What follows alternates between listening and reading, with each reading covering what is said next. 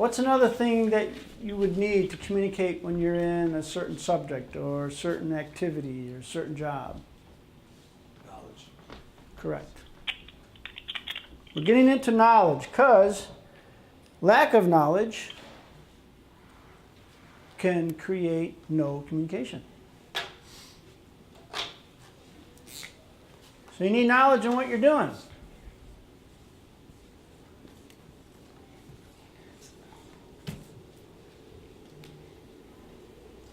Don't you think it can also create, lack of knowledge can also create communication? Also, yeah, You ask questions. In a perfect world. correct. That's right. Makes Good me think of example. makes me think of being a superintendent and like just being thrown onto the job. Hey, go get this thing done. Well, how do I do this? You go Right. start talking to the guys. They Yeah. start telling you when to call for inspections, and Yep, that's where you learn all that stuff. correct. Because as you do that, you're getting more knowledge of what's going on. Like with his experience, there was lack of knowledge somewhere because the idea changed. When you have a change in idea, someone is missing something about it. So if you got knowledge, that gives you more control. So now you can control your communication. You know what direction to communicate to. You know who to communicate when you know what's going on, when you've got the whole picture. So if you got the knowledge to communicate on whatever you're communicating on, gives you more control. That gives you the ability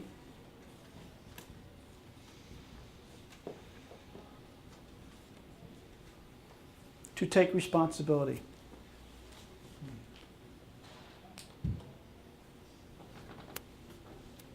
Knowledge, control, responsibility. Good example. A kid learns how to ride a bike. Dad takes him out to the bike. Dad shows him, okay, these are the handlebars, this is the brake, this is how you make it go. The training wheels will keep you from falling. So the kid just got knowledge on that bike. So Dad puts the kid in the bike. Dad walks along, you know. Kid starts to learn how to pedal the bike, what kind of force it's going to take to move the bike, you know, how to brake. He's getting more knowledge. And all of a sudden, Dad lets him go and he's on his own. And as he drives that bike down the sidewalk, he's getting more knowledge on how to steer it, how to keep it on the sidewalk. And the more he practices on the bike, the more knowledge he gets. Let's say Dad takes the training wheels off. Now the kid's learning how to ride the bike without training wheels. And let's say he falls. The kid gets up, takes a look, okay, what made me fall? He's getting knowledge. So next time he has a similar situation, he knows what to do not to fall. Same thing with communication. Okay, you know the subcontractor is a jerk. You have that knowledge. So how are you going to communicate with them? Via text. There you go, see? You know to text him instead of calling him. Because then you don't get his remarks that make you feel, or the negative vibe, we'll say. Keeps you away from the negativity. So like,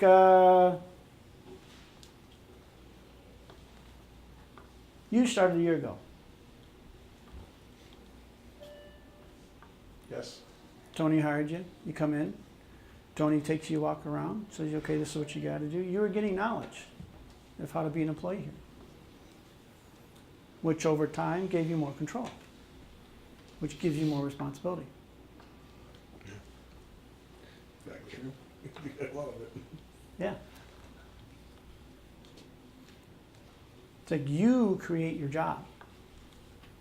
The job doesn't create you. You have to create it.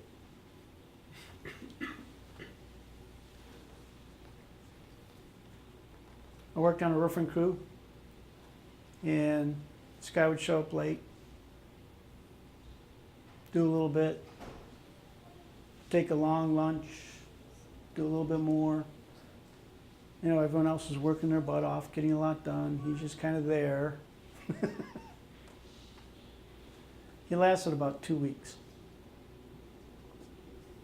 Because he thought, I'm a employee here. I just show up. Really, that's what he thought. All you had to do is show up. You get paid. I'm like, really? Dude, you got to work. You know, the more we produce and the faster we get this done, the more money the company makes, then he's in a position to give you a raise. Somehow he didn't understand that concept. I finally gave up and said, you know what, he doesn't care. Because he didn't create his job. The more knowledge, no matter where you're at, the more knowledge you get, the more control you can take, the more responsibility you are willing to have or do. You ever see someone do that?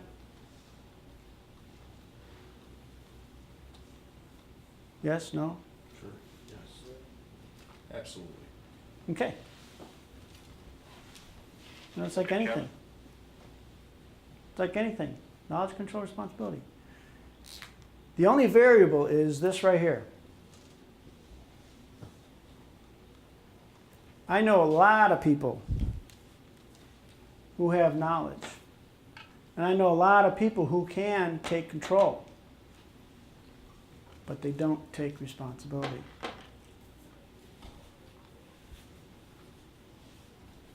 So here that word is again.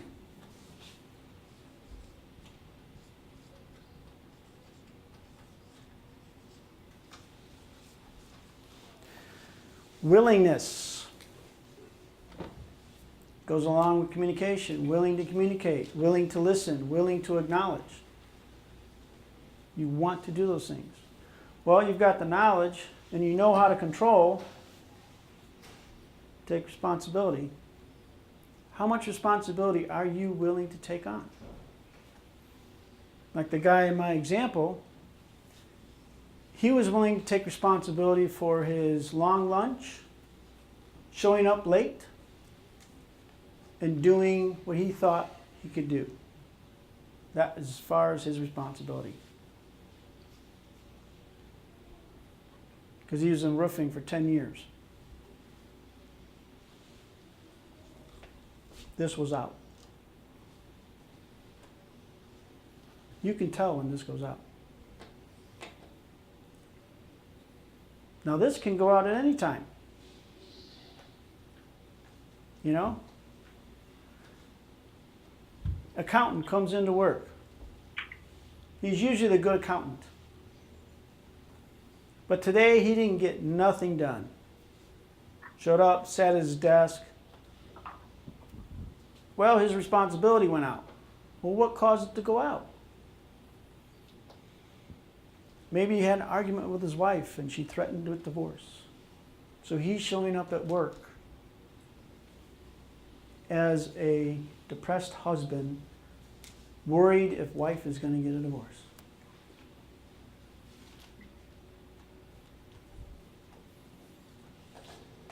So now he's at work.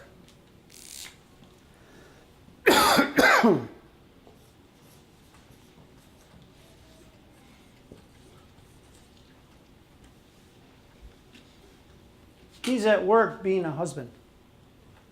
Because that's what he's thinking about. He's getting into his head, oh man, what could I have done to, you know, how did it get this far? My wife wants a divorce, I don't understand. I thought we were doing well.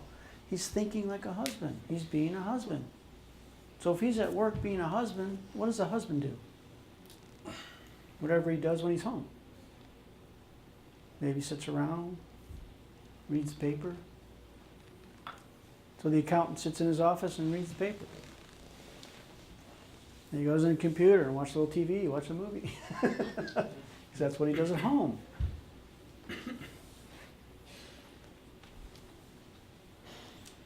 See? He's being a husband. So he's going to do what a husband do. That's what the knowledge he has. That's control. Whatever a husband controls. What's the responsibility of a husband? Stuff at the house. What's the responsibility of us? Stuff with family.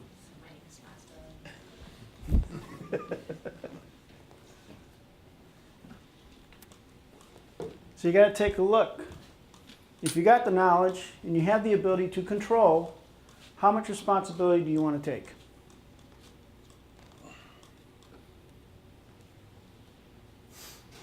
That's how I got into this in 1992. This word here.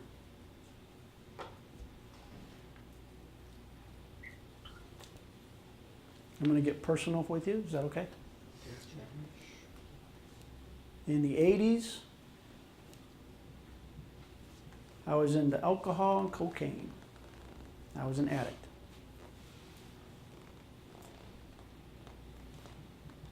(1992) is when I quit. I've been clean and sober ever since. Because I decided to do this. Congratulations. Good job. Yeah. Thank you. It wasn't easy, believe me. But when I learned about this, I realized that when I'm drinking, instead of doing my job, I'm taking no responsibility.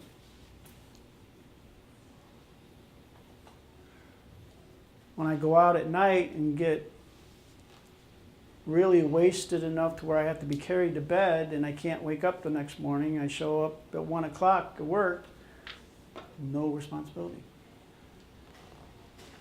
The responsibility I was willing to take was destructive responsibility. And that's where I was sitting. And the person that was helping me with this got me to look, said, what are you willing to be responsible for? Well, I could be responsible for getting a six-pack at the liquor store. He laughed, and I go, okay, all right. What else are you willing to be responsible for?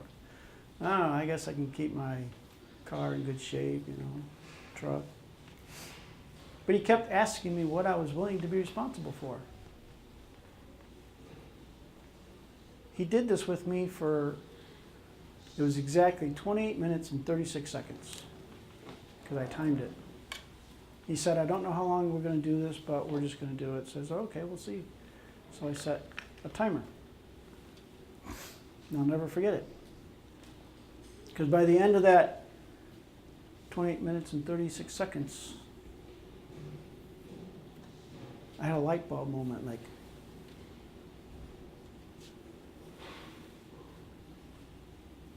my light bulb moment was I had a bad fall. I fell 32 feet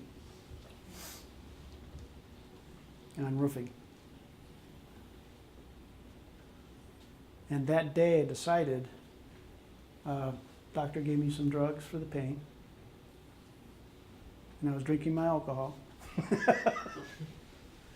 But I made a decision that day under the influence of the painkillers and the pain and the anxiety I was experiencing. I decided that, you know what, it's better not to do nothing. When you're thinking it's better not to do nothing, that's no responsibility. That decision I made that day influenced me the rest of the 80s. 1980 to 1990 is one big blur.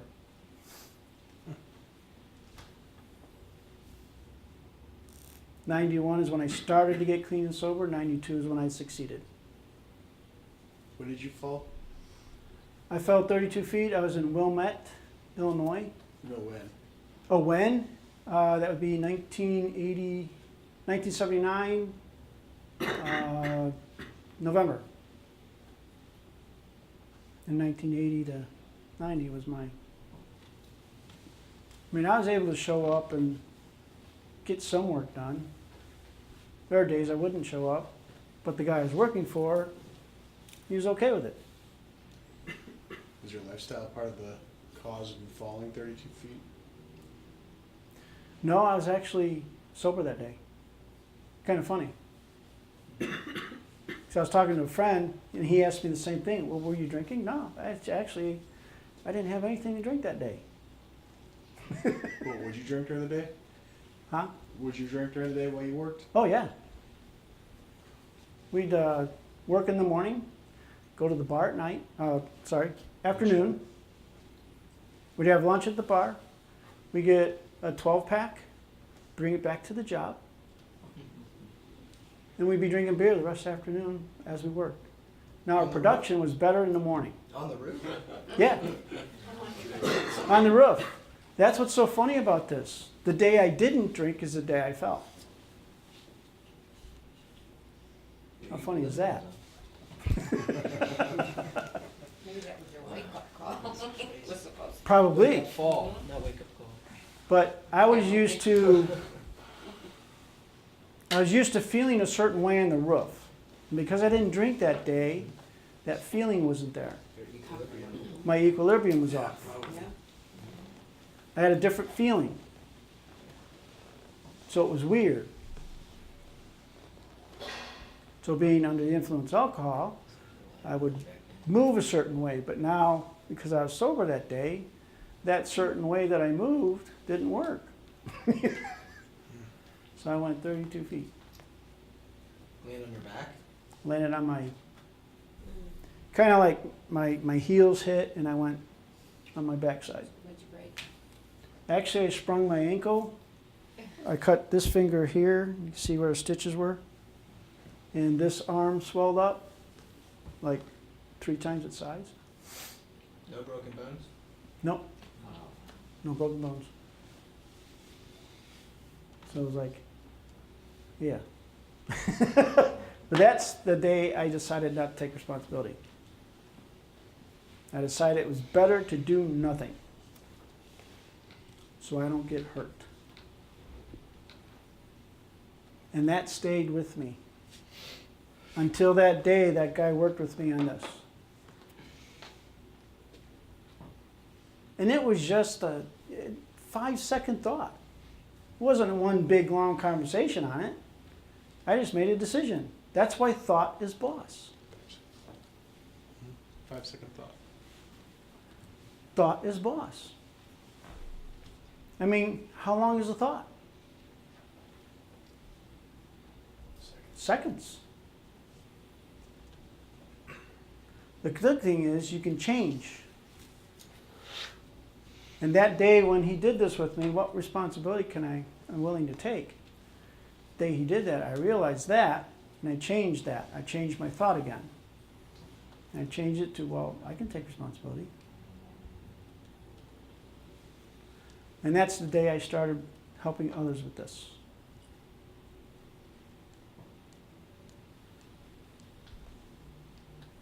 And then by helping others, I was taking more responsibility, which then gave me more control because I had the knowledge.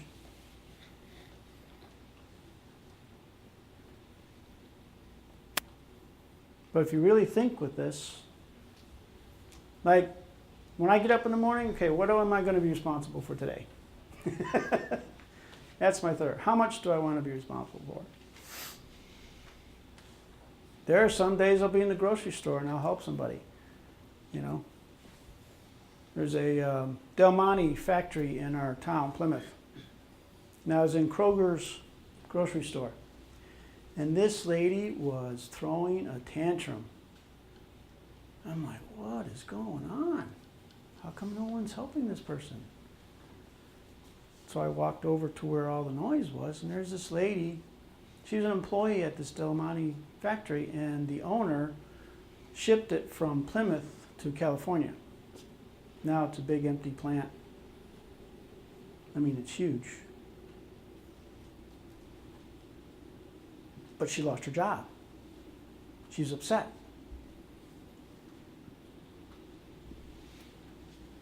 And I'm standing there, okay, do I want to help this lady? Is she going to be willing to be wanted to help or whatever, you know? And I said, yeah. I'll be responsible. So I just talked to her. Well, what happened? This, rah, rah, rah. She was yelling. Everyone's like, you know, kind of going the other direction. It's like dropping oil and water and the oil spreads out. Exactly how the people in the grocery stores were. Even the employees, they were separating themselves from her. Ice water? Okay. I got her to communicate because no one was communicating with her. No one was giving her a solution. So I talked to her. What did you do there at the plant? So she told me what she did. Wasn't there other plants around you could do that? And she goes, funniest thing, she stopped, looked at me, and she's kind of, give me that blank stare. Like I just hit her with a bat. And she looked at me, well, I never thought of that. Oh, okay. This lady was screaming because she needed help. All she needed was communication. And I took her, because her attention was on getting fired and where am I going to get the money? And oh my God, I got bills, I've got kids. This is, you know, her whole life just crumbled because that was her life. So I got her to take a look. Well, what other factories have that job? Did you go check it out? Did you go to unemployment and see what's happening there? Are you eligible for unemployment? I gave her solutions because she was in the problem and she was stuck in it. Because she was stuck in the problem, her communication was random. She had no intention of communicating to anybody. She's just throwing it out there. There was no direction at all. So no one was receiving it until I got there in front of her and I received it. And I was willing to listen. And I was willing to acknowledge and I was willing to communicate. I took responsibility. And the unemployment office, which is called Work One in Indiana, got her a job 2 weeks later. But that's what can happen, you know, like you get into a problem and she wasn't really communicating. She was like screaming and talking in any direction. There was no intention. She wasn't getting attention.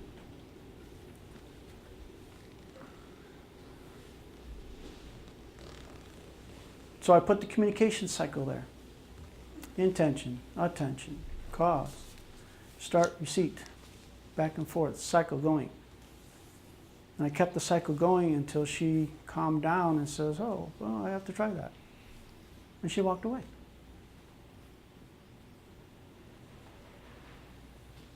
And I turn around like this, and there's like a bunch of people staring. Oh, hello. They're like, how'd you do that? Oh, it's communication.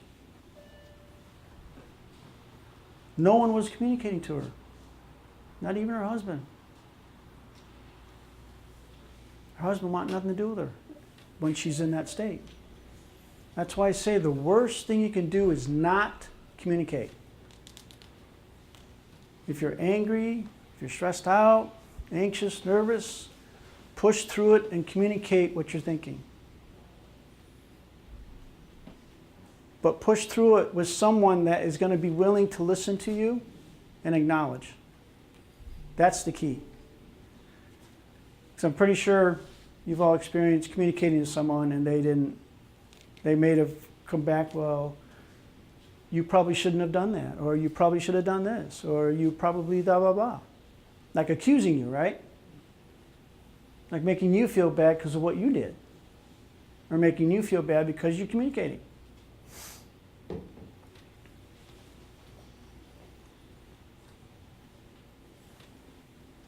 works both ways. When you listen and you acknowledge, you're helping that person, you're pulling that person through. You know what? So what? They're yelling. She's mad. What is she going to do? She just needed someone to talk to. And not just talk, but communicate with her. I gave her solutions. And she walked away silently. So I was willing to take responsibility. Now, I've had moments where I wasn't willing to do that. You know, a person yelling at one of the store employees, like, not today. You know? You have to pick and choose.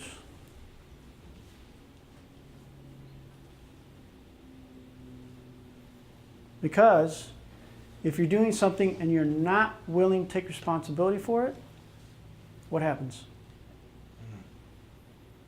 Mistakes. Mistakes happen. Just like that guy you experienced with. So broken communication. Yep. He wasn't willing to take responsibility and communicate back, so a mistake was made.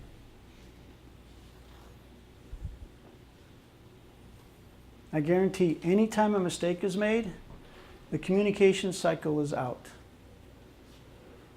Even on your computer, when you push the wrong key, that moment you push the wrong key, a thought came in that had nothing to do with what you're doing.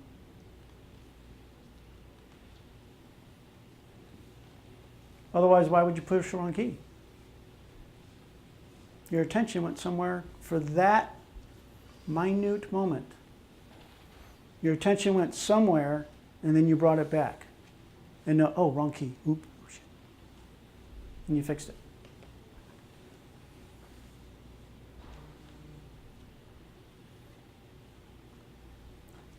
Because I'm going to think that you guys are good at your job. How right am I? Every one of you are good at your job. I can see it. So well done. Thank you. Thank you. You're welcome. Not many companies can say that. I've worked with other companies, you know. I did a group, and 3 of the employees were on their phones while I did my seminar, workshop. And I was okay with it. I was fine, okay, you'll be on their phones. So at break time, it's like, you guys working on your phones there? What are you doing? And they told me what they're doing, so okay, thank you for being honest. So after break, I got into them. Because this was the next step. So I worked with all 3 of them in front of everybody. What kind of responsibility are you willing to take here at this company?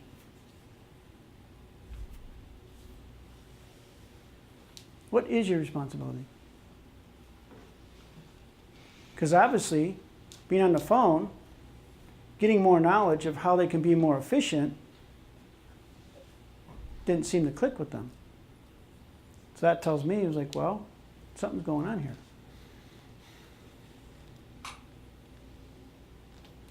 3 weeks later, 2 of them quit. They didn't really want to be there. They just took the job to have income. And in society nowadays, I have run into that so many times. Unbelievable. People take a job and not being responsible.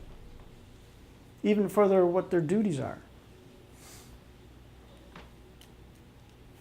I'm just showing up to get paid. I hear that so often, it's unbelievable. I'm like, really? Holy cow. A friend of mine, Al Eisenhower, he owns Eisenhower Home Improvement. And I went over there, a friend of mine, I got him a job there. And I met this kid, his name's Chris. And I went to shake his hand, he's like, I'll demonstrate. He's shaking my hand like this. His head down, he wouldn't look at me. I'm like, whoa, okay. That's a sign of no responsibility. He didn't even want to take responsibility of the communication that him and I would have with that handshake. Hi, how you doing? Because he didn't confront. So I went and talked to Al. That Chris guy, you know, how's he doing on his job?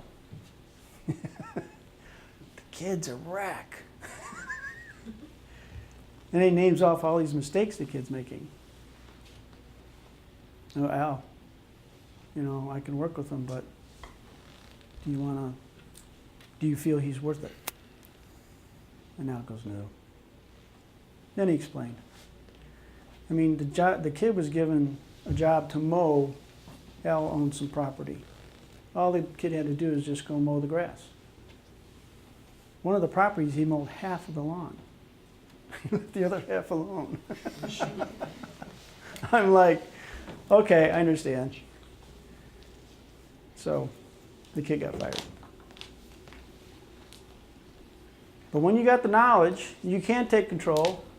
Be willing to take responsibility. Because if you're not being willing to take responsibility, you will make a mistake. No doubt, you will make a mistake.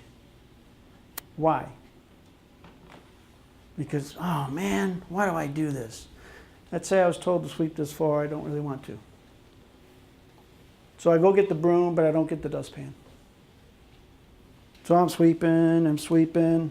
Let's say I knock over the cup. I'm sweeping more. Got a little pile. But then you look back and there's like little spots I missed. That's what happens when you're unwilling to be responsible. Now, being willingly responsible to take care of this floor, I would have the garbage can here, the dustpan, the broom, sweep the dust, and the mop right there, the mop right behind it. That's total responsibility. And even if I felt ambitious, get the wax. Clear coat it. That's what we're talking about. Knowledge, control, responsibility. What gets in the way of that? Well, a husband coming to work, being a husband. Not being the accountant. And this gets into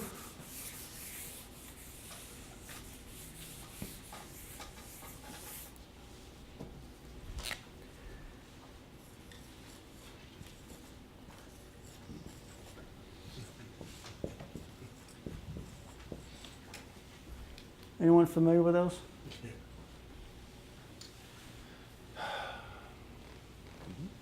B. Example. Let's take a police officer. And he's got a family. So during the day, he's being a police officer. He does the activities of a police officer. What does he have?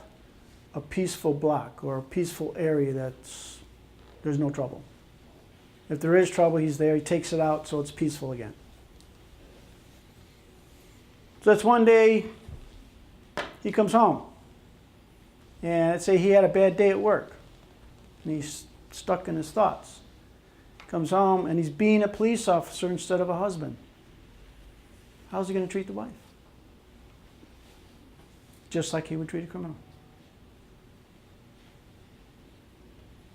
Because he's being a police officer, not a husband. How's he going to treat the kids? He's going to order them around. He won't talk to them. Won't communicate with them. He'll communicate like he communicates to a criminal. Here, come here. Against the wall.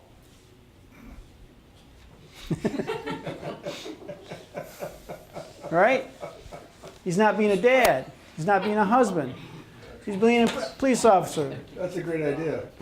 Yeah. Believe me, I thought of that. I got 5 kids, so.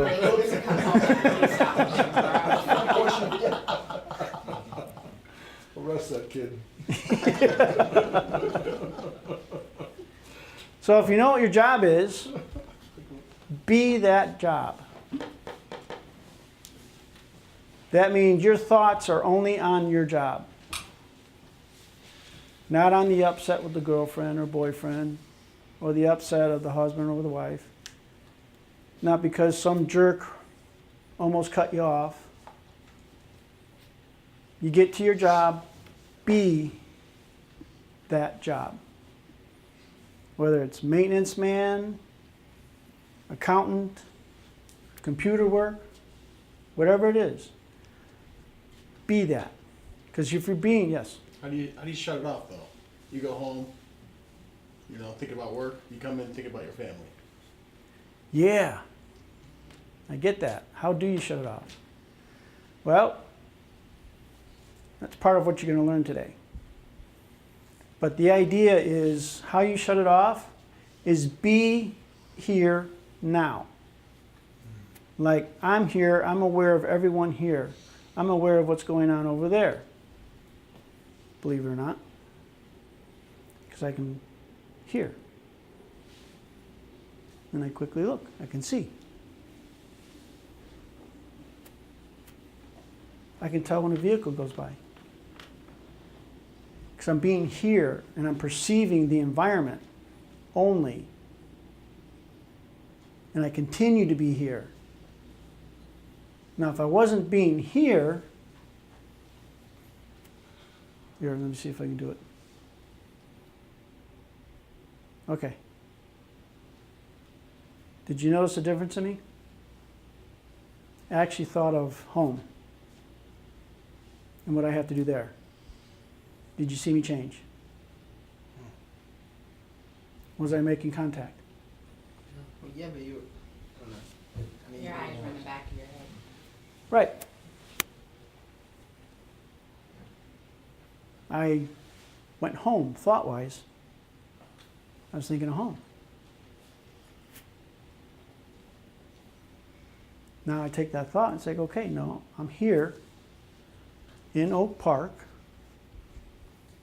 in front of an audience.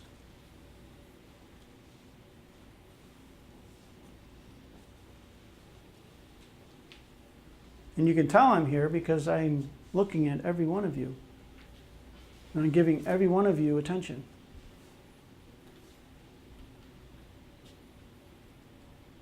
So that's what I mean by be here. And put your thoughts of whatever out. Now, if you can't, maybe communicate to someone. Listen, I got a problem at home. I don't know if my wife can handle it. Plumber's supposed to come over. The pipe was leaking. I'm kind of worried about that. Talk to someone. Like you talk to him. And then he says, well, hey, why don't you call home, make sure your wife is on the ball. And you talk to him about my wife. Interesting how I picked that out. And then he tells everybody about his wife. But if he listens and acknowledges and he gets it communicated out, that puts him in a better position to be here and back to work. Yes, there are problems. Life throws problems at us every day. It's ridiculous. But if you look at those problems and don't dive into them and don't be the problem, step back and think of solution for that problem. And that may be you need to communicate to someone so you can get it all out, and all of a sudden you thought, oh, hey, we could do this. This will work.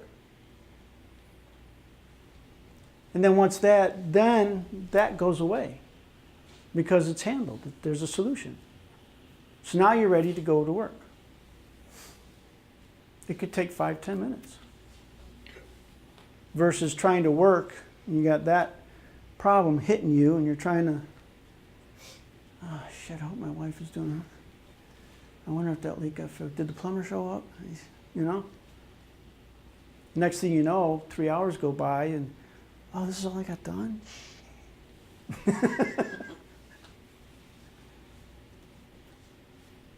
That's why communicating about the problem is the best thing to do. Again, the worst thing is not communicate. Now I understand there are situations where "Oh, I can't call, I can't communicate. No, find a way where you can willing to communicate about it to someone who will be willing to listen and acknowledge.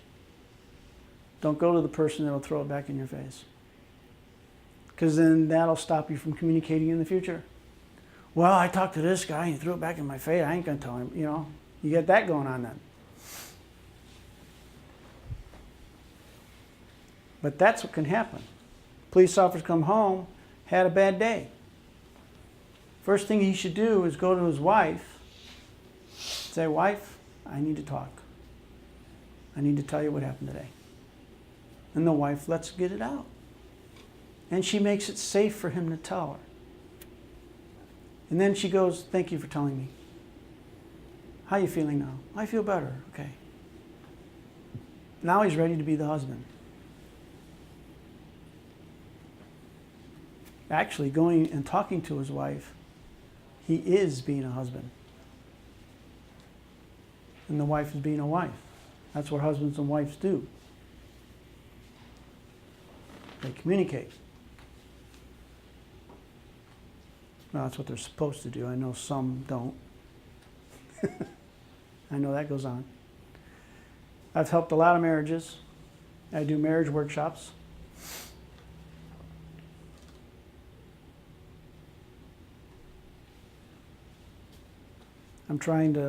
One of my goals is to turn around the divorce rate. It's one of my goals.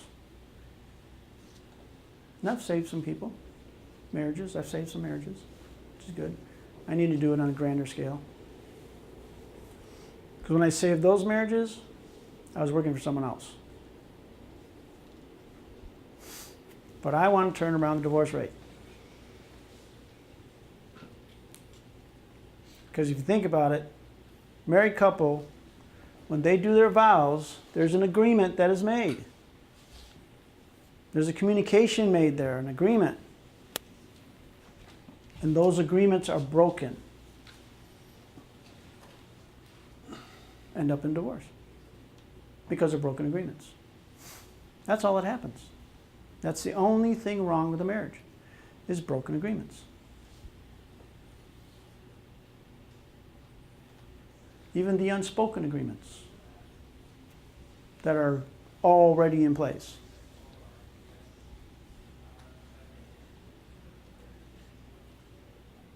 That's the only reason. That's the only thing that's wrong with a marriage. Broken agreements from both parties.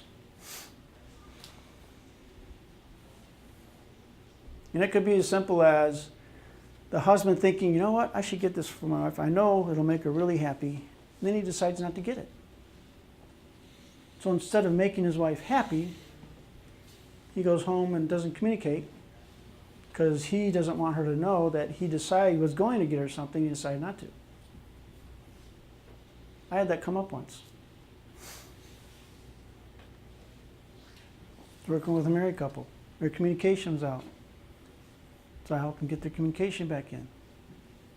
And I'm thinking, he's got something there. He wouldn't get it out.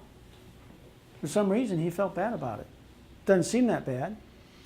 But from his point of view, "Well, honey, I thought of getting this thing. I know it would have made you happy, but I decided not to." Then the wife's thinking, "So you were going to make me happy and decided not to make me happy." You know how that makes me feel? Probably hurt her feelings. So that's why he didn't say. So I got him to tell her. And he thought it was going to be this big reaction, but she said, "Oh, that's okay, honey. You know, you can get it later." But he thought it was some big problem. Same thing at work. You know, you make a little mistake. Uh-oh. I can't communicate. I can't tell anyone about this. Well, if you make a mistake at work, that's a broken agreement.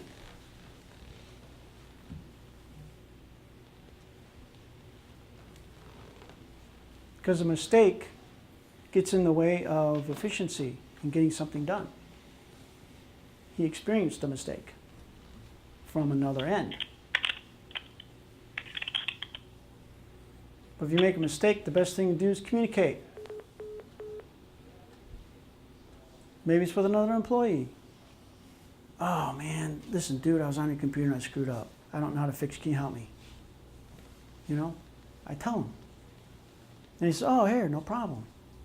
Helps me fix it. This is what you do if this happens again. Oh, okay, thanks.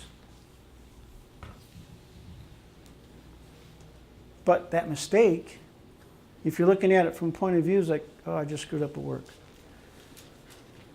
You start, I don't want to lose my job. How can I fix this so no one finds out?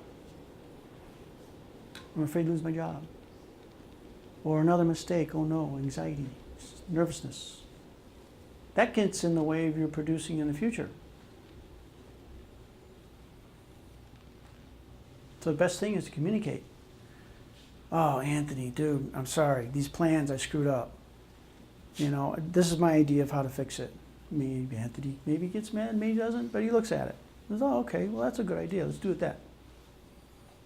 Or maybe he gets the architect, say, oh, hey, mistake was made. How can we fix this? But the idea it's out there and the solution is becoming made.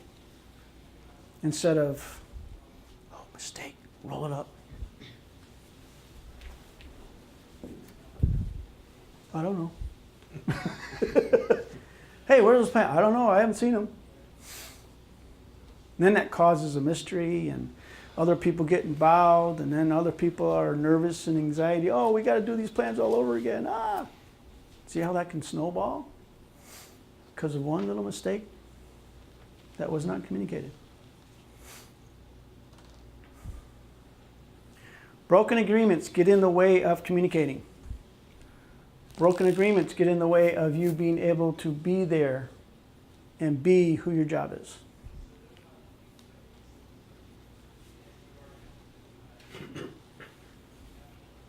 Broken agreement could get in the way of being efficient.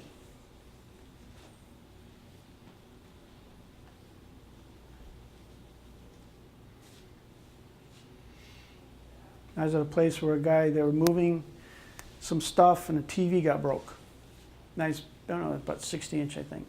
Corner of it, the plastic. I mean, the TV still worked, but the frame was cracked and broke. It didn't look good for doing the company drills or whatever they did on it.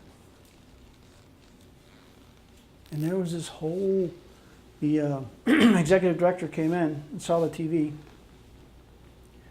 And the rest of that meeting was about that TV. No production was done. Nothing got solved. Nothing was gone over for that day. It was all about that broken TV. Who broke the TV? No one fessed up to it. And it went on for 2 weeks about this TV. I'm like, really? Can you see how production can suffer from that? They finally found the guy who did it. They actually had moved it from one room to another, then they were moving it back. Dropped it, cracked it, they just put it in place and he walked away. Instead of telling someone he broke it. Because other people were getting blamed. The people that used that room were being targeted. And the guy that broke it had nothing to do with that room. He just helped move it that night. After a seminar they did. And their stats went down. Because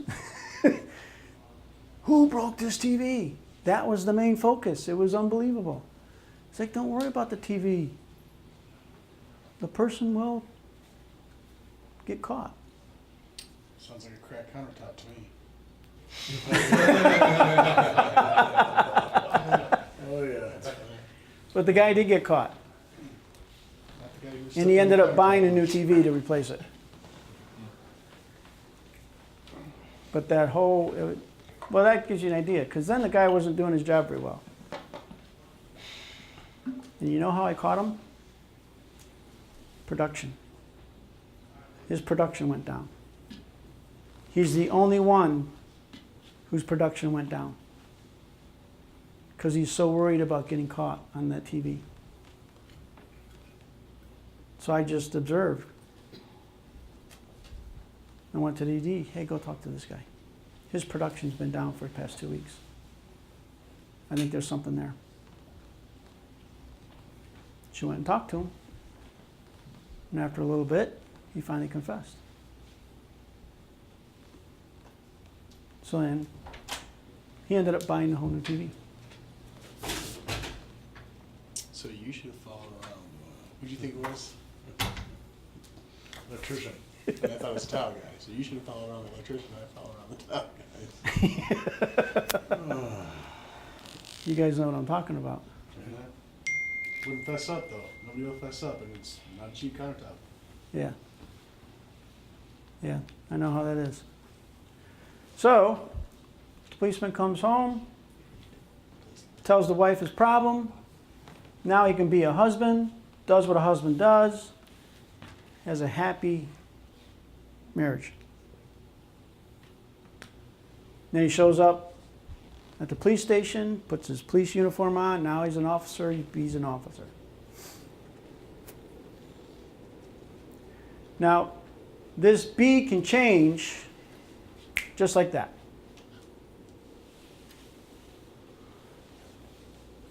You know, I'm out working with people.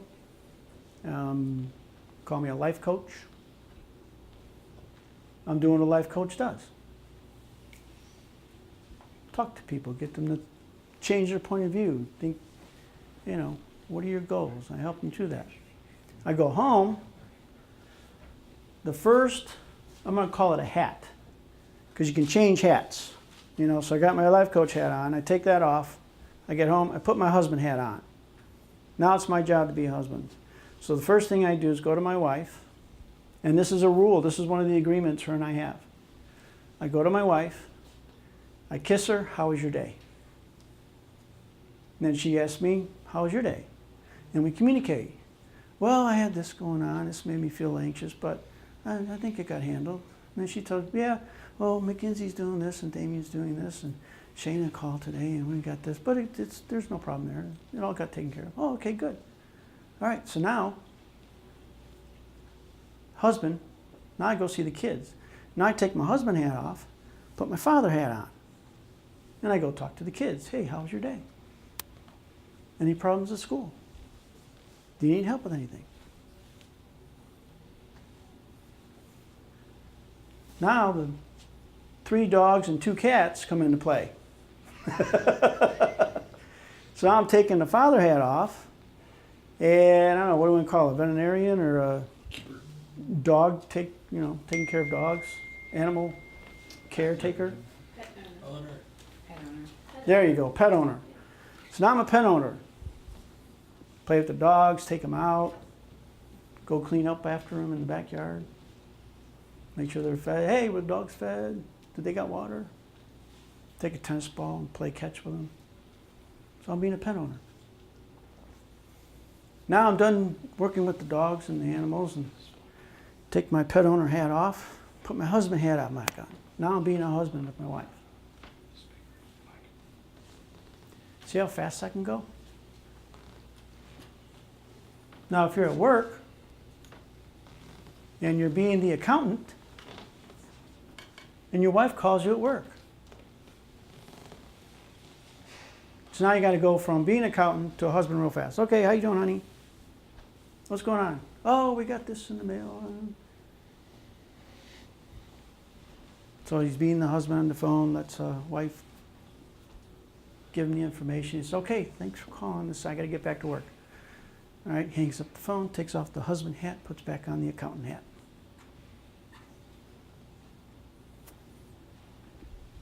You can learn how to do that, like consciously. Think about it. Okay, I'm at work. This is my job. I'm going to be that person. Girlfriend calls or boyfriend calls. Boom. Switch hats real fast. After the conversation, boom.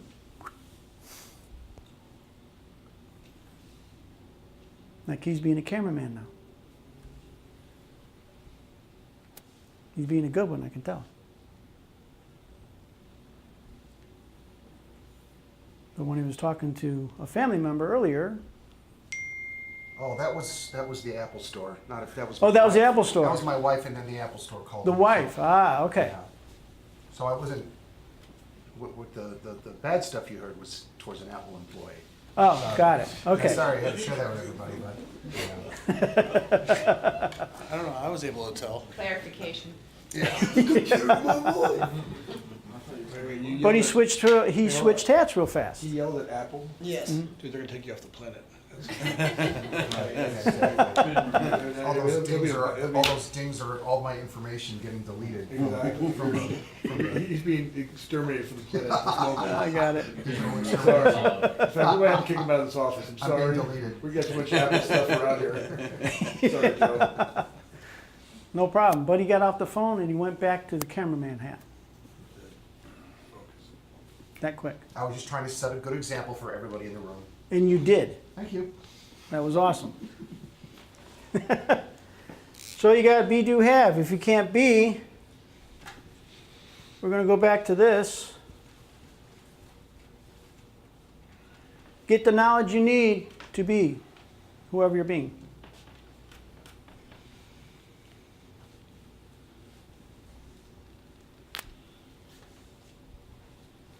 Then when you do, that's control. And then have is actually under responsibility.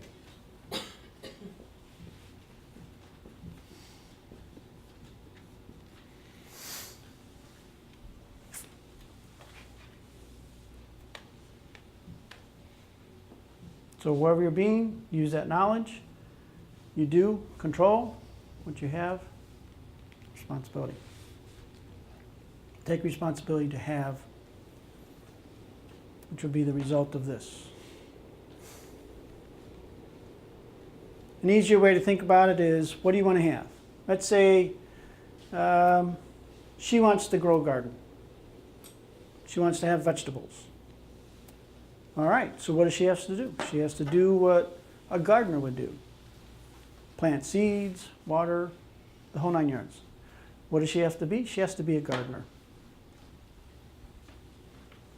So she gets home from work, she takes off her work hat, puts on her gardener hat, goes out, works on the garden. What does she have? Takes responsibility for the family having food. What if she doesn't have the knowledge? Well, then she would have to get the knowledge. That's when you don't have the knowledge, you have to communicate and find out, well, what do I need? Seeds, what kind of soil do I have to have? Do I have to hoe the soil? Do I have to water, rototill it? How deep do I put the seeds? How often do I water? When do I start pulling the weeds? A lot of stuff to gardening. My wife loves to garden. Is there like different opinions too about weeding and not weeding? Sure. Perfect example, my wife and I. I'll take the weed whacker and I'll chop everything down. I went one step better. I put that black fabric down. Yeah. He told me to do it. Works wonders. Put mulch over it, no weeds. Oh, The nice. garden's growing beautiful. There you go. So you do have a garden. Stand away. Anything else, sunlight. Every year it's like going through a jungle. What do you grow? Tomatoes, peppers, cucumbers, you know, basics. Nice Italian girl. Yeah. Yeah. Yeah. Creeker right Basil, now. lots of Isn't that basil. interesting? I picked her because of the garden. I just like heard to not too eat. long ago to leave your weeds because it keeps the soil Well, moist. that's what my husband always said. But you know what? It's looking just fine. A friend of mine told me, Use the weed don't deal whacker. with that. Yeah. No, just put that black fabric down and mulch over it. Well, At I've first I do preen and all that other stuff. nice. Dirt, What do you do? I think I need the Green. knowledge. preen. I'll teach you tonight. You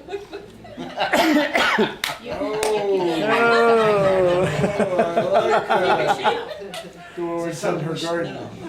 Offer on the board. That's fantastic.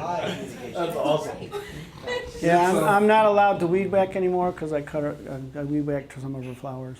I didn't know they were flowers. Oops. Oops. Oops. So I'm not allowed to weed whack anymore.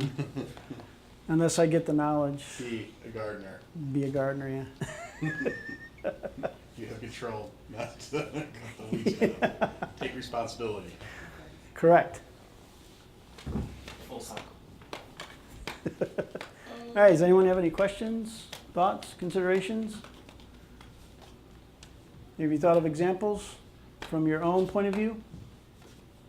I was thinking about our two marketing guys. It's kind of fun.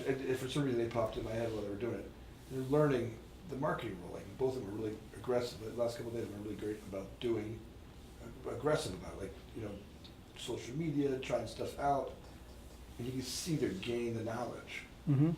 right? And that control is starting to come in.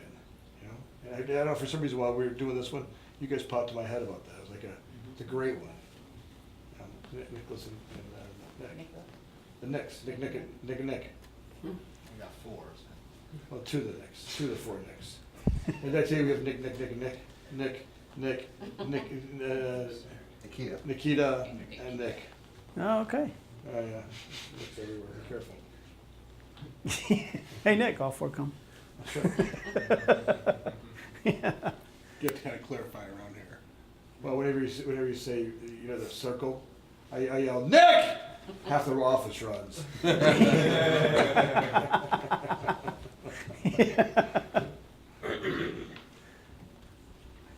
That can get confusing. My name is actually John Joseph, but they call me Joe because my dad was John. Every time my mom yelled for John, we'd both be there. She got tired of us both coming at the same time. And I said, okay, you're Joe now. I'm going to call you Joe. So when I call Joe, now you come, not when I call John. There's Okay, not a Mom. lot of juniors and seniors anymore. I Mm. think that's kind of gone out the window because of that. Because Yeah. of that confusion it causes. Yeah. Interesting. I should call for me and my dad would show up. You call me for this? No, I meant your son. You interrupted my football game. Oh.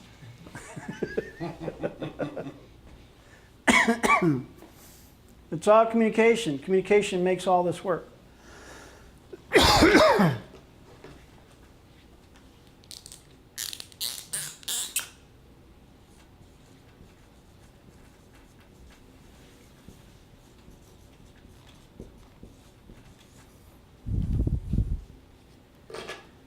Communication is the most important factor in your life. Because you communicate with everything. Objects, communicate with your body, communicate with your equipment, communicate with your tools, with your vehicle. As you drive, you're using your vehicle to communicate to other people in vehicles. I touched this wall. That's communication. I know it's there, so now I know not to turn around and walk that way. All your perceptions is communication. You've seen someone walk into the wall, haven't you? Yeah, Uh-huh. that's funny. Yeah. Watch the videos. The guys are on their phone, they run right into a sign or a pole. They're communicating with their phone, but they're not communicating with their environment. Someone gets in an accident. Somewhere communication went out. Someone misses a step. Their communication is out. They're not communicating with the environment. It's amazing. I had like so many thoughts when you started talking about your car. Right? I was thinking car, right? When you said that. Somebody missed a step. One of my friends missed a step over the weekend. She broke her tibia and fibula. Oh, wow. Yeah. That's painful. And then the wall. I thought about when I was a Jewel and I went to go open up the thing to get some milk. I thought it was going the other way, and boom! I have the knowledge now not to do that again. There you go, yes. Yeah, even a mistake, you're learning. That's why it's important to communicate about the mistake, because it's more knowledge about, okay, how can we avoid that? What can we do so that doesn't happen again? That's why it's important to communicate, no matter what it is. How you doing? How are you? Doing good. It's always me. Important. So I know it can be difficult to communicate sometimes because of anxiety, stress, nervousness. But if you just push through that and communicate, there is a light at the end of the tunnel. It'll always be there if you communicate through the problem and not be the problem. Because if you're being the problem, what are you going to do? You're going to create that problem even more. What are you going to have? A bigger problem. Or more problems will be added to that. So a problem shows up because the problem is you have this idea, you get everyone on board on the same idea, then someone comes in and says, no, let's do this idea. Well, this decision is counter to the idea that's going on. That's a problem. You have this momentum in your communication and you're being efficient, and all of a sudden someone else decides to throw a wrench. Boom. Counter to that idea. Counter to the goal you have. That's a problem. Is that so bad? I feel like that leads to creativity and ideas and maybe possibly a better outcome. Sophia and I do that on a regular basis. One of us will have an idea. She might come at something completely different, and then we come up with the best solution. Awesome. That's perfect. But there's wrenches thrown. Well, yeah, of course. That's why I'm saying best thing to do is communicate. Yeah. The worst thing to do is not communicate. So you and Sophie, you communicate, idea, idea. And then you communicate more and more, and all of a sudden, this awesome idea comes out of all of this. Mm-hmm. But not to conform necessarily. No, no, no. I mean, if you go with this point of view, when you got a problem, and you communicate towards the best survival, what's going to create the best survival for everyone involved? If you look at it that way, you can never go wrong. What was that book you gave me to read? Talks about conflict, how conflict's healthy. Good thing. Mm-hmm. Yeah, conflicts and problems can be healthy because it's more knowledge. It's like, oh, the problem that we didn't see before. So you communicate. The idea is do not communicate. I think it's the idea of not shoving it behind the curtain. Right. Communicate about it. The worst thing to do is not to. The best thing to do is talk it out, communicate. You know, if it takes an hour or so, well, it's better to take that hour and come up with a solution that'll create the best survival for everyone involved. Because it is, you're obtaining more knowledge. You know, he had a situation show up from someone else who created a problem.